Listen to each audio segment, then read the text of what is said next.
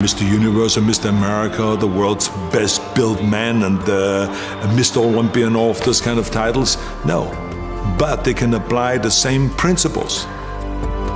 One thing I can tell you, there's major mistakes that are being made today in bodybuilding by not covering those basic exercises, because the day when I go into gymnasium, I don't see anymore the kids learning about the cleaning and pressing, or to do the two-arm snatch and to do the upright rowing from the floor up, and all of those kind of exercises that are so important to create the traps and to create the lower back.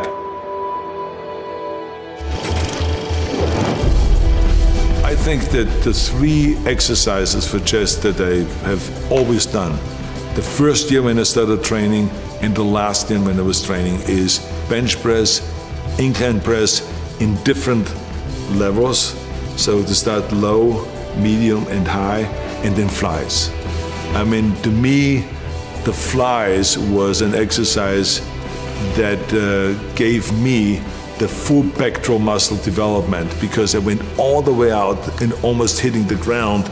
And I was a big believer in expanding the chest as much as possible and giving that stretch, because remember, with muscles, the important thing always is to get the stretch and to get the flex.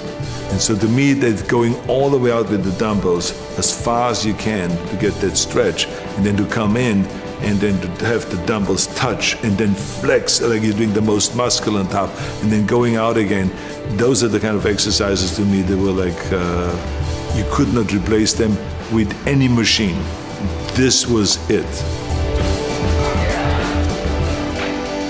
One of the main things, of course, in order to create size and to create muscle growth, which sometimes the body will hit a wall. And what that basically means is that the body is saying, look, I know all your tricks. I know you're going to start first with bench press. And then I know you're going to walk over to the chin-up bar and do chin-ups. And then I know you're coming back to the bench press, and then you go to the chin-up bar and come back to bench press. I know that routine. I know exactly everything you do, and I am prepared for that. So you have to go and use the shocking principle.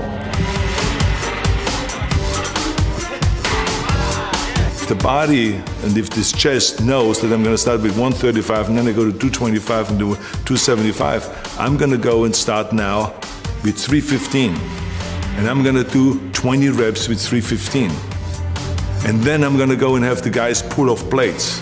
And then I have 225 left. And then I'm going to do another 10 reps. And then I'm going to have them take off another 45-pound plate, and then I have 135 left. And then I'm going to go to do another 10 reps. Or maybe, if I can, do 15 or 20 reps. And let's see if the pectoral muscle is used to that. And then all of a sudden you will find that your pectoral muscle is shaking after that, and you don't know what to do because it's cramping and it is being tortured and it is in pain because you have now shocked the muscle. Bend over rowing with a barbell and the T-bar rowing. I mean, any kind of a rowing exercise that gives you the thickness. Those are the exercises I always rely to, again, from the beginning to the end.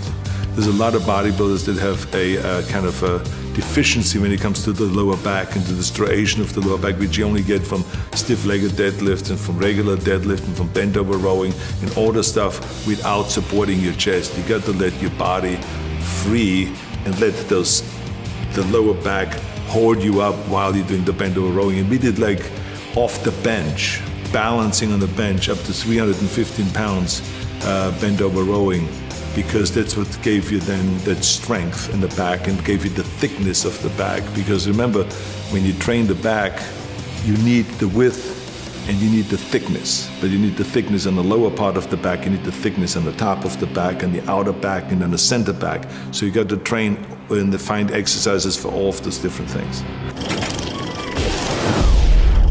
Curls, barbell curls. I was up doing reps with 275 in the barbell curl.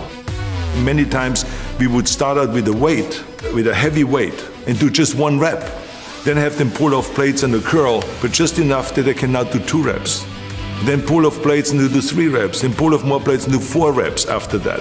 And so this is how I would go up until, without ever putting the bar down, to really let the bicep know you don't know what's coming. You're not gonna get used to my training method. I'm gonna have all kinds of tricks up my sleeve. But I mean, it was absolutely essential to do the barbell curl to create the thickness of the bicep, to do the dumbbell curl on an incline bench, and to do the concentration curl. Because the concentration curl isolated the biceps with heavy weights, not with light weight, but with heavy weight, but to isolate it and to really concentrate and to create that peak on the outside of the bicep that you need when you do your back shots.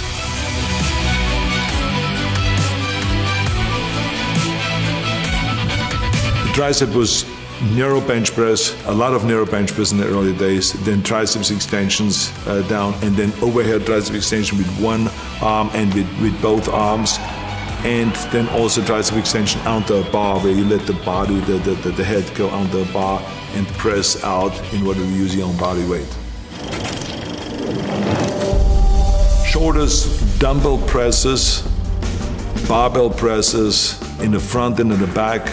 I mean, we always did the rear press behind the neck kind of presses, the military presses, the dumbbell press, which is now called the ARNOLD press, because there was a certain way that was done in order to really create the stretch of the front delta and to come down with the elbow here, not just to here, but to come all the way down and then to rotate out and go up and to get that full flex. And then lateral raises, and especially bent over lateral raises on a bench. That is a 45-degree bench. This is a specialty that I've learned at Vince Gironda's gym. And he had this cutout on the face where you could still breathe, where you don't have to look sideways, but you can breathe. But it is 45 degrees, and to turn your wrist outward like this. And it is a fantastic rear deltoid exercise. We many times went into the gym just as one day a week, where we went to 110-pound dumbbells and we did dumbbell presses. We did 6 reps. That's all I could do, 6 reps. So we picked up the 100 and did another 6 reps. Put them down and took the 90s and did another 6 reps. And then we picked up the 80s and we went all the way down to the 40s. And barely could do 6 reps then with the 40s. But I can tell you that I did not know where to put my arm, because my deltoids were screaming. They were in pain. Why? Because I shocked the muscle. Squats is, I think, the most important exercise to create thighs, big thighs. Squats, rear squats, front squats, leg extensions, lunges, stiff-legged deadlifts, or good morning exercise with stiff legs, and a lot of leg curls. Then we sometimes, in order to shock the body in the muscle, we would switch from squats to leg press, to just load up the leg press machine and do a lot of leg press and stuff like that. There would be regular ab training that we did for abs, which is just leg raises with straight legs, leg raises with bent knees, sit-ups, Roman chair sit-ups, which gives you the 500 reps, which was an absolute necessity and we all believed in, and then crunches. Everything fits together now, and all I have to do now is get my posing routine down more perfect, which is almost impossible to do, you know. It's perfect already. Oh yeah, it's down to a point. Wait when you see it. I think the important thing is that you always go all out in every set, and that you really, don't save yourself for the next set, because that's another big mistake that a lot of people make. They say, okay, I'm going to do 20 sets, so I better take it easy on the 3rd and 4th set, and then the 5th set, and then the 10th set, because I still have 10 sets to go. But that's the wrong approach. Each set ought to be going all out. I think the most important thing is that you eat the right way, and that you get in the amount of protein that your body needs. And there's always, of course, a debate, how much protein does the body need? I always lived off the formula that for every pound of body weight, I want to get 1 gram of protein. The challenge, of course, is that how do you get this 250 grams into the body and have the body take it all in rather than just letting it go through. I felt like that for me, it worked best when I had 5 meals a day. There's some people that can work with 3 meals. For me, 5 meals was the answer. And the reason is because I never was a big eater. I always felt comfortable with a regular sized steak, If you give me a 10-ounce steak, even in my heyday, I was happy. And to have a little bit of vegetables, so to have some sliced tomatoes on it, and then some salad or something like that, I'm fine. In the morning, if you gave me just 3 scrambled eggs with a little bit of bacon and or sausage with some cut in tomatoes and onions, I was fine with that. The only thing is that 2 hours later, after that breakfast, I was hungry. And so when I was sitting there at Santa Monica City College, or I was on a workplace doing construction work, or wherever I was, I would pull out of my bag a little plastic container that had a cup on it that you usually use at the bar to mix things at the bar. And I would have my milk in there, and I would have my protein powder in there and everything like this, and I would just close it up and then put it in my bag. And then I would be sitting in the classroom, and I would just pull it out, shake it up like that. Everyone would be looking kind of, what the hell is he doing now? And I would be shaking my protein, then, just like a bartender doing all the little tricks, And then I would drink it, close it up, and put it away.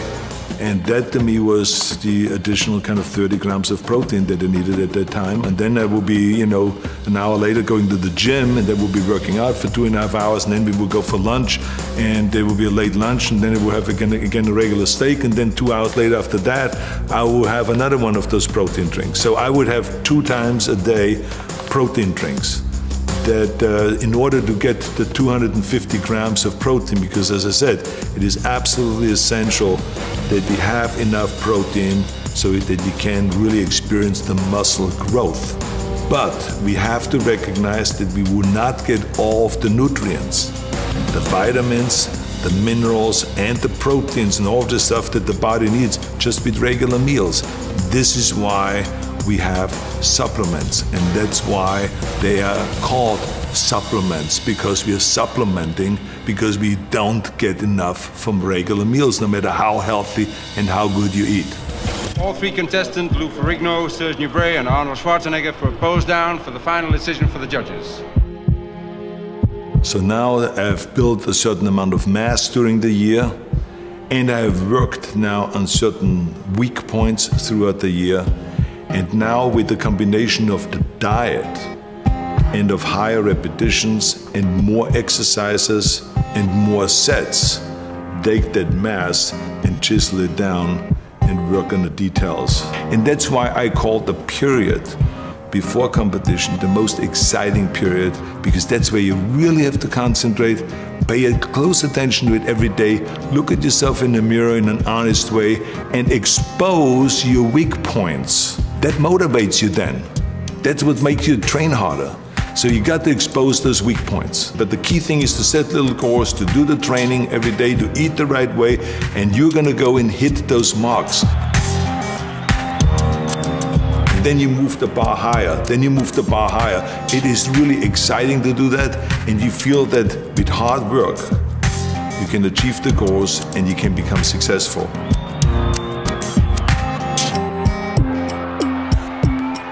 Training principles and the nutrition principles and the kind of protein that you need and vitamins you need and minerals you need and all of this kind of supplements, it all still stays exactly the same. That's the important thing.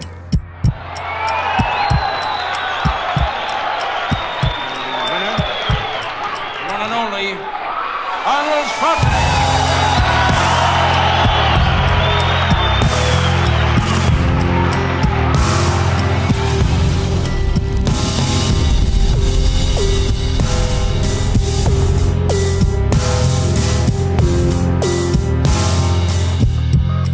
Bodybuilding has been a beautiful experience for me, and I will continue it for the rest of my life. I only stopped competing, but I'm not stopping bodybuilding. It's the greatest sport. Thank you.